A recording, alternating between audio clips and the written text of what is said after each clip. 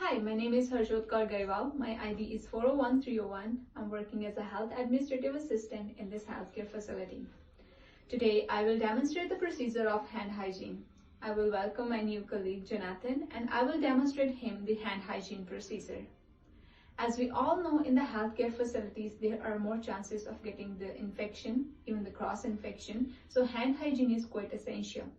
It prevents the spread of germs from one person to another. So, before starting the hand hygiene procedure, I will say that we should also maintain a proper posture, as it will prevent the strain and injury to our back. Then, we will make sure we will remove all the jewelry or ornaments, because the microorganisms can lodge into the ornaments. We should also roll our sleeves up on our arms so that it don't get wet. Then we should make sure that our uniform should not touch the sink, because sink may contain the microorganisms and it can affect our uniform. Then turn on the tap. Maintain the moderate flow, because the moderate flow prevents the splashing and it will prevent the spread of infection. Then we should make sure that the water should be warm enough, as the warm water will remove the less protective oil from our skin. Then we should hold our hands below our forearms, because it will prevent the dripping of the water back onto our forearms and elbows, and it will prevent the spread of infection to our clothing. Then we should wet our forearms to the hands. Same on the other side. We should always move from the least contaminated area to the most contaminated area. Then take a soap. Take a 2 to 3 ml of soap, make a foam, and make sure if you are using a bar soap, then before returning the bar soap to the dish, clean it, because it will prevent the microorganisms sticking on the soap. Then we have to start from our forearms. In a circular motion, we have to clean it. We have to stop at the wrist. Then we have to move onto our hands.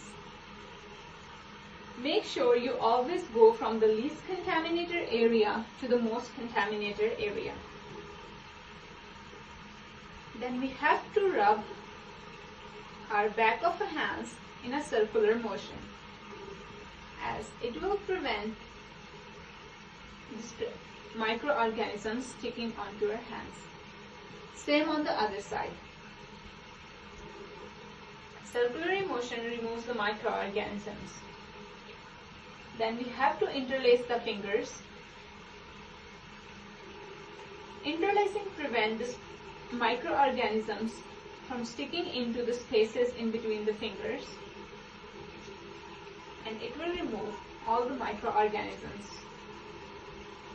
Then we have to clean our thumb as well in a rotatory motion.